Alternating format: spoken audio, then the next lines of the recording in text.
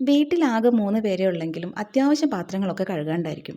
ഇപ്രാവശ്യം തുലാമാസത്തിലെ മഴ വളരെ കുറവായതുകൊണ്ട് തന്നെ വെള്ളക്ഷാമം ഇപ്പോഴന്നെ തുടങ്ങിയിരിക്കുന്നു. സത്യം പറയാലോ, ഞങ്ങളുടെ വീട്ടിലെ കിണർ വറ്റി. ഇനി ഇതുപോലെ പാത്രം കഴുകാനും അലക്കാനൊക്കെ പുറത്ത് ഇതുപോലെ കൊടുന്ന് വെച്ചിട്ട് വേണം കഴുകിയെടുക്കാൻ. ഇനിയിപ്പോൾ വാഷിംഗ് മെഷീനൊന്നും ഉപയോഗിക്കാൻ പറ്റില്ല അലക്കാൻ വേണ്ടിയിട്ട്. പഴയ വീട്ടിലാകുമ്പോഴും ഇതുപോലെ പുറത്ത് കൊടുന്ന് വെച്ചിട്ടാണ് പാത്രം കഴുകുക. അന്ന് അടുക്കളയിൽ വലിയ സൗകര്യമൊന്നും ഉണ്ടായില്ല. അന്ന് വിചാരിക്കും പുതിയ വീടൊക്കെ വെക്കട്ടെ, അടുക്കളയിൽ എല്ലാ സൗകര്യവും ഒരുക്കണം, സിങ്കൊക്കെ വെച്ച് അവിടെ വെച്ച് പാത്രം കഴുകാമല്ലോ എന്ന്. വീട് വെച്ചു, അടുക്കളയിൽ എല്ലാ സൗകര്യങ്ങളും ആയി. പക്ഷേ ഈ വെള്ളക്ഷാമം വന്നാൽ ഇവിടെ മിക്കവാറും വീടുകളൊക്കെ ഇങ്ങനെയൊക്കെ തന്നെയാണ്. വീട്ടിൽ കിണറുണ്ടെന്ന് പറഞ്ഞിട്ട് വലിയ കാര്യമൊന്നുമില്ല, പെട്ടെന്ന് തന്നെ കിണറ്റിലെ വെള്ളം വറ്റും. ഈ ഒരു ഏരിയയിൽ എല്ലാവർക്കും വെള്ളക്ഷാമം കൂടുതലാണ്. പക്ഷേ ഇത്ര നേരത്തെ തന്നെ ഇങ്ങനൊരു അനുഭവം ഉണ്ടാവുമെന്ന് വിചാരിച്ചില്ല. ഇനിയിപ്പോൾ 6-7 മാസം ഒന്ന് കഴിഞ്ഞ് കിട്ടണ്ടേ, എന്നാലേ ഇതിനൊരു അറുതി ഉണ്ടാവുള്ളൂ. കഴുകിയ പാത്രങ്ങളൊക്കെ ഇനി ഒതുക്കി വയ്ക്കാം.